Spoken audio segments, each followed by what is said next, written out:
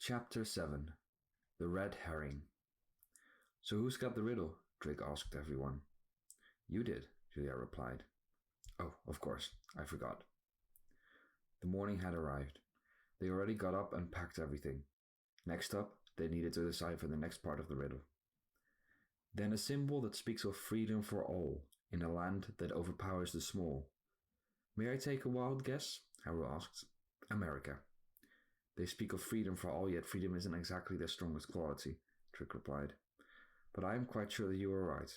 The US is one of the greatest nations on earth, and not to rain down on it, but it's true that it is very capable of overpowering the smaller nations, not to mention that it does. The problem remains that the US is gigantic, so where exactly are we looking? Julia asked. Isn't the White House like a symbol of freedom? Harold asked. I mean, not that it is, but they're trying to say it that way. So far we've been to major cities, not necessarily capitals, but if the portals focus on the larger populated cities, then that might be true, Maya replied. Guess that settles it. To the US, Drake said. They took a few steps towards the helicopter, while Drake, Harold, and Julia mounted their creatures. Is something wrong? Drake asked Julia after seeing her motivated look. What? Oh, no, nothing. Well, Drake, you sure that's where we need to go? Drake looked at her and said, No, not really. But what choice do we have? Maya came towards Drake and Arian, deciding she wanted to travel differently. Okay if I flew with you guys? She asked. Of course, Drake answered, knowing Arian would agree. Maya climbed onto Arian behind Drake. Arian is a he, right? She whispered. Drake smiled and nodded, and Arian snarled. They lifted off and started crossing the sea. After a few hours, they reached the border of the United States of America. Washington, D.C. was their exact destination and easy to reach because it lay at the coast. Soon enough, the pilot managed to find a building to land on. When they did, they were able to open a poorly locked hatch and get down by passing through the room the hatch led to, and by taking the elevator down. Now that Haru and the others thought of using the elevator, it took them a little longer because Haru just kept pressing the button with a 0 on it. 0 is the parking garage, you numbskull, Julia said. Oh, oops. After a few awkward seconds and going from the parking garage to the main floor, they managed to get to the exit. As they exited, every one of the dwarves tried their very best to stay with 2 feet on the ground as they were tumbling, completely nauseated. Calypso, Eros, and the pilot followed by taking the elevator after them, because it would have been too crowded otherwise. What an unusual machine, Calypso said. Why did it take so long? The pilot asked. Haru pulled a guilty face while everyone's eyes turned to him. When they were outside, it was empty. There was no one. Drake looked up at the top of the building and waved at Arian, and pointed at where they were going. Arian, Safara, and Hank could join them if things were to turn for the worse. A few minutes passed until they could see the White House in the distance. The streets were still quiet, no one around. And there was no battle going on, not a single monster. Dead quiet, Maya said. There were, in fact, 2 men in black suits guarding the gate leading to the White House. What can I help you with? One of the guards asked them. The pilot took a few steps forward. We came all the way from Europe to request an audience with the president, the pilot started. These 4 children know everything you need to know of recent events. Perhaps you have heard of them. I haven't, have you? The first guard asked the second. No, the other guard replied. Someone else approached them from behind the fence. A man in a black suit as well. He stopped a meter away from the fence and examined them. He started smiling. A saving grace, he said. Suddenly, they could hear someone talk through one of the guards' walkie-talkies. Backup requested on the East Highway. The wave has almost reached the city. What was that about? The pilot asked. They to be trusted? The guard asked the third man. Yes, they are. Open the gate. The guards opened the gate as requested. I saw you all on TV, in Rotterdam, Rio, Sydney, Tokyo. You here to help again? Or is it something else? We're here to help, Drake and in between. We know more about these events than anyone. We can stop this. But what was that about just now? A wave of hostilities from New York has been heading our way for a while now. You came at the right time. Hold on. You're telling us they're coming from New York? Yes, that's where they originated from. You don't say. Drake was interrupted by a woman and a man coming out of the White House. You have to be evacuated now, the woman told him. Is my family safe? The man asked. They are. We will be heading there now. Mr. President, the third man spoke. Ah, Smith. Hold on, what do we have here? These are the children from TV, sir. They're here to help. Drake, right? The president addressed him. Yes, sir, Drake replied, slightly unaware of how to react. And these are Haru, Julia, Maya, Chop, Duzel, Lawrence, Lenny, Calypso, Darren, Errol's, and a pilot, Drake continued, feeling obligated to introduce everyone. It's lovely to meet you all, but I am afraid I cannot stay, and neither can anyone. The sea is being evacuated. We're soon overrun, kid. And worse, no matter how many we take out, it isn't stopping. We're here to make sure it will, and we know how. Do explain. Sir, we have to go now, the woman continued. Let them talk, Anderson. Drake continued. The monsters come from our world with the help of portals. We don't know where these portals came from, but we do know how to close them. You see, it's fairly simple. You defeat the defender of the portal, which is usually a stronger, more dangerous creature than any of the others. I do not recall seeing a creature unlike the other ones, or like those you all have defeated, nowhere near the portal in New York. Everyone's expression changed. They now knew for sure that they were at the wrong place. The riddle had been talking about New York all that time. It tends to appear only when we arrive, Drake said without ease. I see. But we have made a mistake. Drake looked behind him at the others. We came here instead of where we really needed to be. Sir, if we don't go now, all the roads will be blocked off and we will not be able to reunite you with your family, the woman blared. Well then, I am afraid I must go, and you must too. Good luck. I hope we meet again, Drake. The president was guided to a limousine. The woman and the president entered, and before the limousine left off, something was thrown out of the window. Everyone looked at the suitcase that hit the tiling, but their attention was drawn to something else right away. We need to go, Maya pointed out. In the distance, they could see the army being driven back, and countless monsters trying to reach the city. Something drew them there. Other monsters had already broken through and were headed straight for the group. Drake, what the heck is that? Julia asked him after seeing something terrifying. Oh, this is a joke, Drake said. Makai, Chop followed up. In a fast pace, a terrifying creature approached them, a monster with 2 upper bodies, 4 arms, and 4 deadly swords. They seemed to be made of pure ash and fire. Meanwhile, Haru had picked up the suitcase. Sir, you're forgetting something, he shouted, but the limousine already rode away.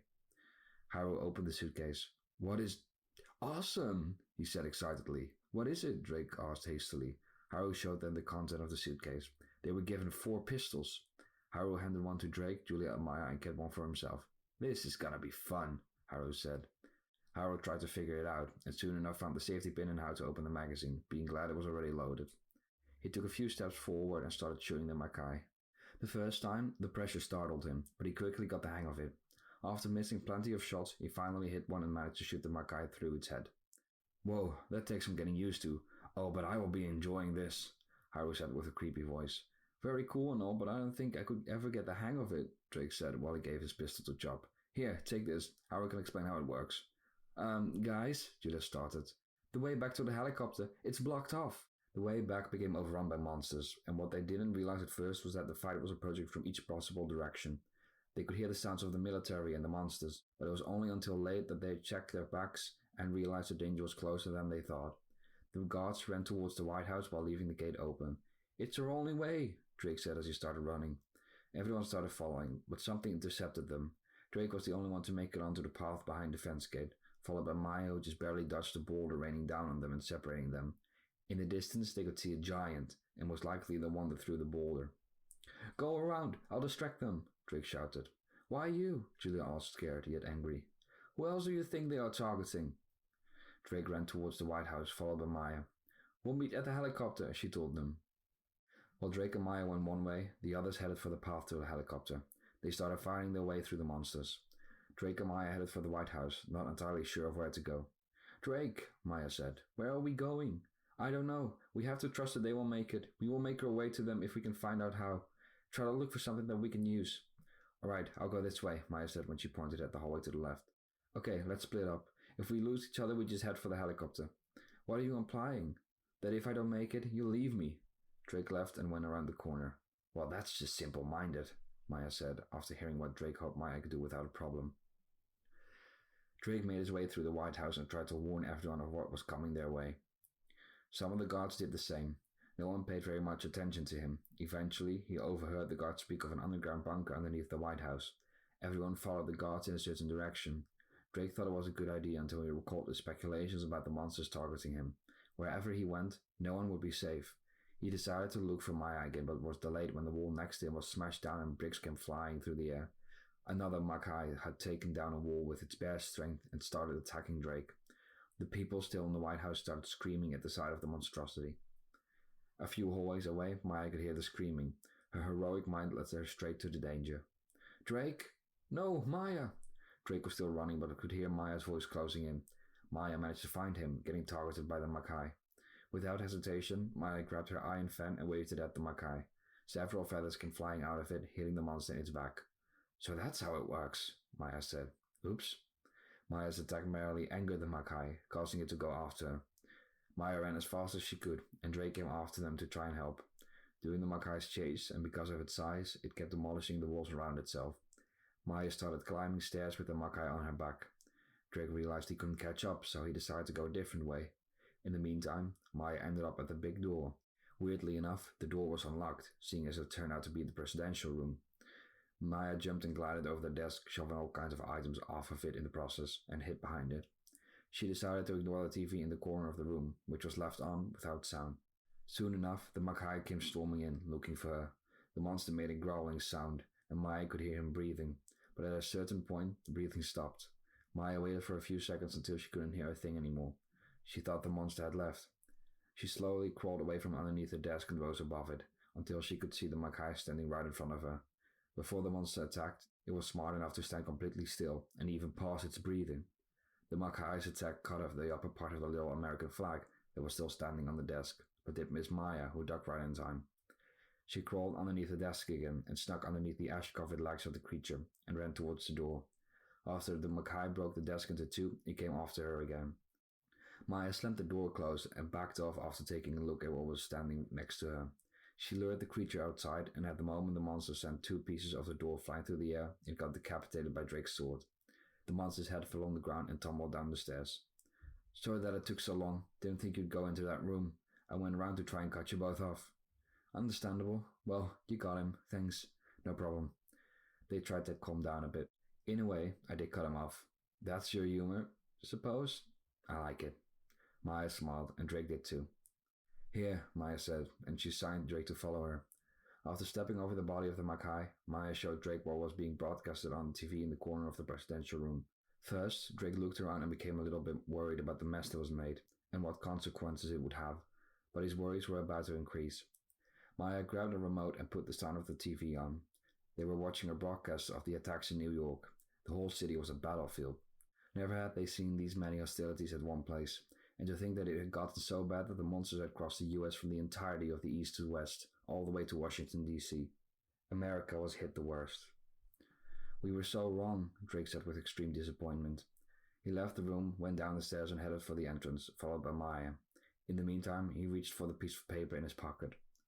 Then a symbol that speaks of freedom for all, in a land that overpowers the small. How could we be so stupid? It speaks of freedom, actual freedom. They got outside and saw something special. Drake, go! A soldier shouted. They noticed how America's military had made a pathway for them while holding back the monsters as well as they could. Drake continued talking while Maya let a tear at the sight of the bravery of the military and the idea of everyone relying on them. It was a lot to take in, but they had to start running. It's talking about the Statue of Liberty, of course, the actual symbol of freedom. Drake, are you seeing this? Maya said, touched and shocked. But Drake was already in a lot of pain and anger. He just ran, screaming out all of his anger. They kept running, past the boulder where the fence was taken down to make a pathway for them. Drake was so full of anger, and Maya could not believe what she was seeing. People were dying, and they couldn't do anything but run. Drake, just look at this. But Drake couldn't take it, or properly perceive, or accept what was happening. He secretly knew that what was happening was a truly wonderful thing, but also a terrible one. But Drake knew better than anyone that they had to keep going.